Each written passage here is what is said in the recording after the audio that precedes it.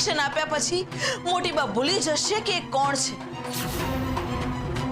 એમના જીવનના એ બધા જ વર્ષો કે જેમાં ઝવેરીઓની યાદો છે એ બધું જ ભૂલાઈ જશે અને યાદ રહેશે તો એટલું જ કે જેટલું હું ઈચ્છીશ.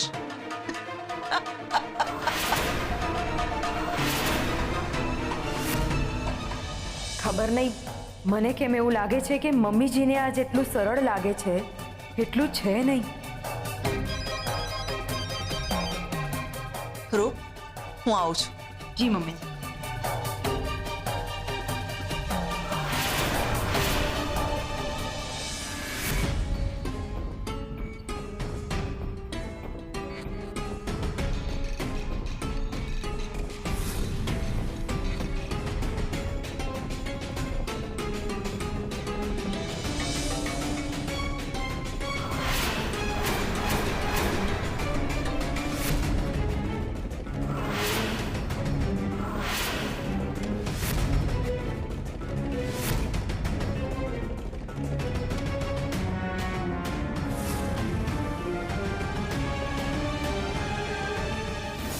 અંજુયા બેન, આપણો પ્લાન ક્યાં સુધી પહોંચ્યો જરી કહેશો?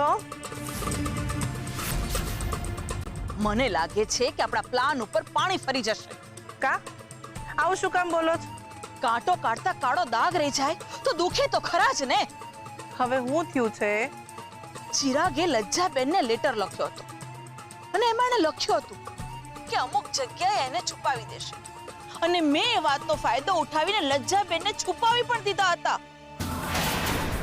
પણ અત્યારે અયાના પપ્પા મારા પર તૂટી પડ્યા છે. કહી રહ્યા છે કે જો 3 દિવસની અંદર લજ્જાબેનનો પત્તો નહીં મળે ને તો એ મોટી બાને બધું જ કહી દેશે કે તમે વસુંધરા પરીખ નહીં પણ કુંદન ઝવેરી છો અને પોલીસને કહી દેશે ને એ અલગથી. અચ્છા, એવું થયું છે એમ ને? હા, હું સાચું કહું છું. હું ચિંતામાં આવી ગઈ છું. ગમે એમ કરીને આપણે લજ્જાબેનને શોધવા પડશે, નહીતર આપણે જેલ ભેગા થવાનો વારો આવશે. અરે જેલ જાય આપણા દુશ્મન, આપણે કાંક રસ્તો શોધી જ લઈશું. તમે આટલી ચિંતા શું કરવાનું કરો છો? અરે ચિંતા તો થાય જ ને. આપણી બધી બાજી બરાબર ગોઠવાઈ ગઈ છે પણ એમાં એક ખોટી ચાલ આપણી બધી બાજી પર પાણી ના ફેરવી નાખે. એ ધ્યાન આપણે બંને રાખવાનું છે અને એના માટે જરૂરી છે કે આપણે લજ્જાને શોધીએ. નહીતર દરમાં છુપાયેલો સાપ ક્યારે ફૂંફાળો મારશે ને એની ખબર નહીં પડે. અરે ઝેર વગરના સાપને ફૂફાડો મારવા દો. અટાણે સૌથી વધારે જરૂરી એ છે કે પ્રોપર્ટી નામે કરાવી અને બીજું કે મોટી બાને કાંઈ યાદ ના આવે. બાકી હંધું હું જોઈ લઈશ અને આમાંથી ઘણું ખરું મેં જોયું પણ છે. પ્રોપર્ટી અને મોટી બાને કશું જ યાદ નહીં આવે ને એનો રસ્તો પણ મેં શોધી લીધો છે.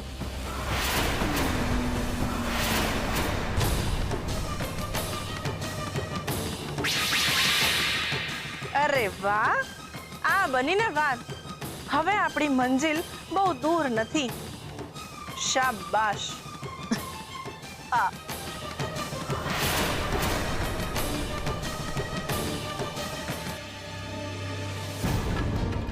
મમ્મીજી! મમ્મીજી, તમે ત્યાં ટેરેસ પર શું કરી રહ્યા છો? મમ્મીજી, મમ્મીજી તમે નીચે ઉતરી જાઓ. મમ્મીજી! અરે મોટા મમ્મી, નીચે ઉતરી જાઓ. તમે ત્યાં શું કરી રહ્યા છો? મમ્મીજી! મમ્મી, આ મોટી બા ત્યાં શું કરી રહ્યા છે? ખબર નહીં. અરે જા તું જઈને એમને નીચે ઉતાર, જલ્દી જા. હા. મમ્મીજી!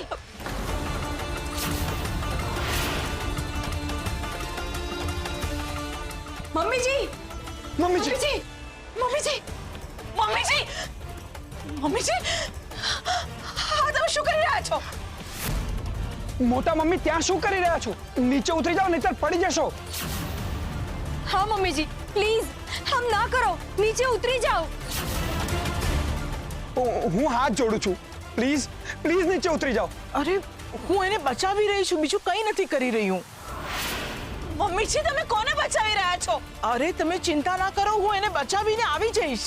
પ્લીઝ આવું ના કરો. તમે અહીંયા અમારી પાસે આવી જાઓ. મમ્મીજી પડી જશો તમે, તમારા જીવને જોખમ છે. નીચે તો જુઓ જરા, પ્લીઝ નીચે ઉતરી જાઓ. મમ્મીજી જરા ઠંડા દિમાગથી વિચાર કરો. અમારું કોણ છે આ દુનિયામાં તમારા સિવાય? જો તમે ઊંધું આવડું પગલું ભરી લીધું તો અમારું શું થશે? જરા વિચાર કરો. મને કંઈ નહીં થાય, પણ એને થઈ જશે.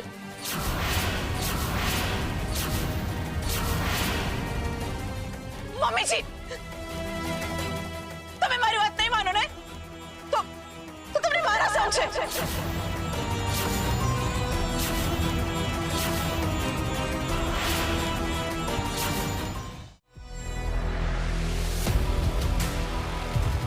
મોટા મમ્મી હાથ આપો. ધીરેથી.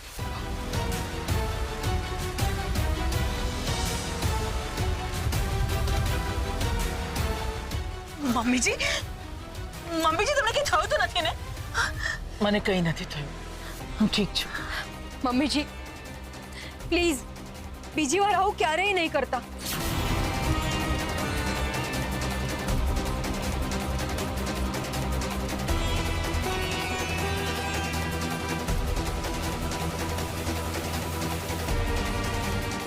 થોડી વાર માટે તો મને એમ લાગ્યું હતું કે મારી બનાવેલી બાજી બગડી જશે.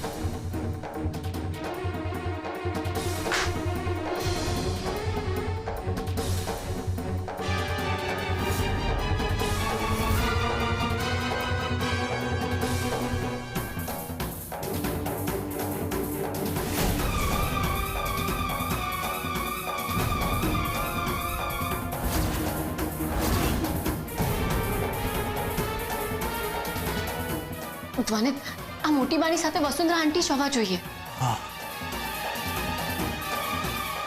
ત્યાં ઉપર જો એક બેગ છે.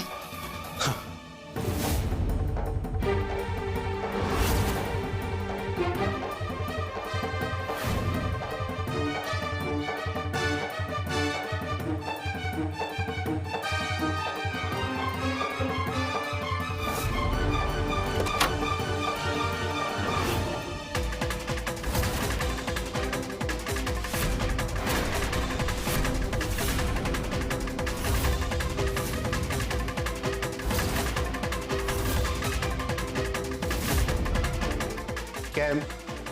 શું થયું?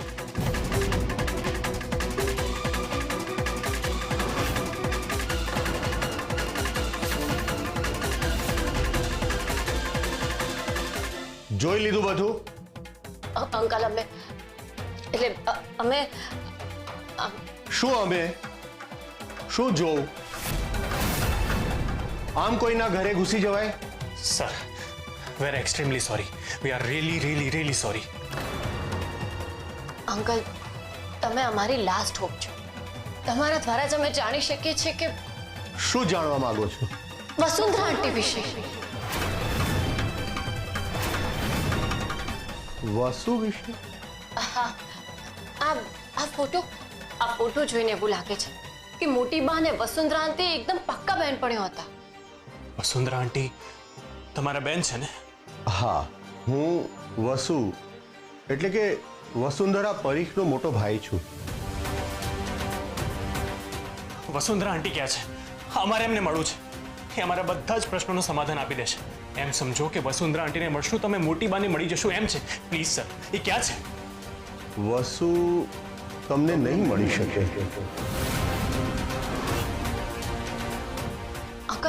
અંકલ પ્લીઝ આવું ના કહેશો.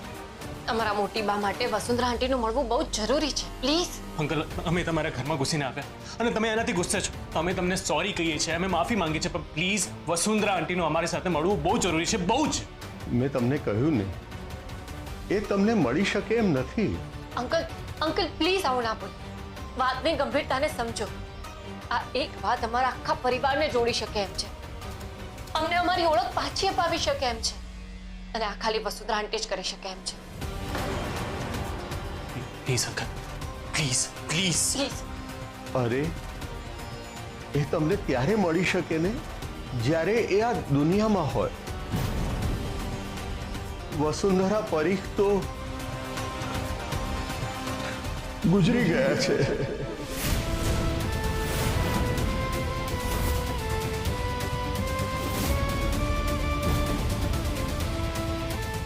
ગુજરી ગયા છે? હા, મારી બેન વસુંધરા પરીખ હવે આ દુનિયામાં છે જ નહીં. અને કુંદન આ વાત જાણે છે, કારણ કે વસુંધરાના ગયા પછી કુંદને વસુના દીકરાને દત્તક લીધો હતો. દત્તક?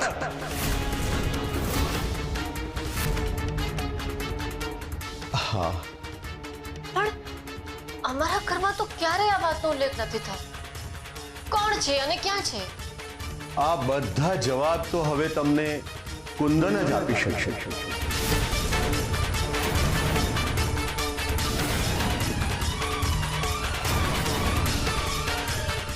હવે જ્યારે વસુંધરા આંટી છે જ ને, તો મોટી બા આગળ વસુંધરા આંટીને હાજર કેવી રીતે કરીશ? કોણ હશે વસુંધરા પરીખનો દીકરો કે જેને મોટી બાએ દત્તક લીધો છે?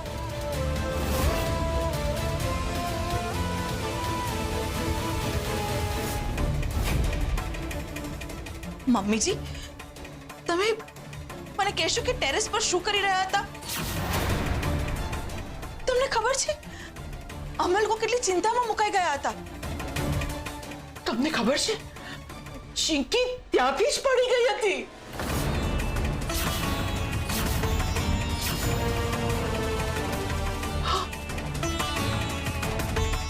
ચિંકી? કોણ ચિંકી? મમ્મીજી, તમે કોની વાત કરી રહ્યા છો? ચિંકી એને બચાવવાની છે. ચિંકી? આ તમે શું વાત કરો છો મમ્મીજી? ચિંકી જેનો મેં હાથ પકડ્યો તો એ ચિંકી. ચિંકીનો હાથ પકડ્યો હતો? તને કઈ યાદ છે? ના મમ્મી, હું તો આ નામ જ પહેલી વાર સાંભળી રહ્યો છું. મમ્મીજી, મને વિગતથી વાત કરશો? હે ભગવાન, ચિંકી!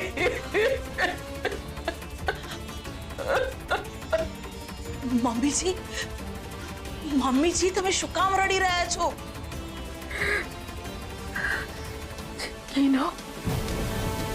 ચિંકીનો મેં હાથ પકડ્યો તો ચિંકીનો.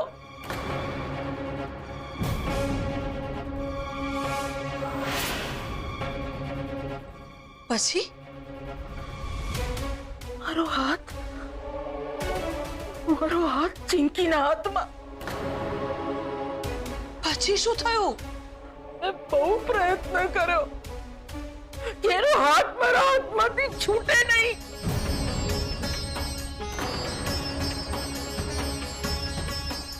પણ ધીરે ધીરે ધીરે ધીરે એનો હાથ મારા હાથમાંથી છૂટી ગયો ને પડી ગઈ.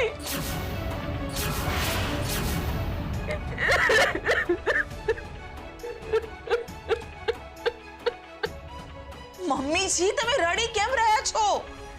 કારણ કે મારા કારણે નીચે પડીને મરી ગઈ. મરી ગઈ.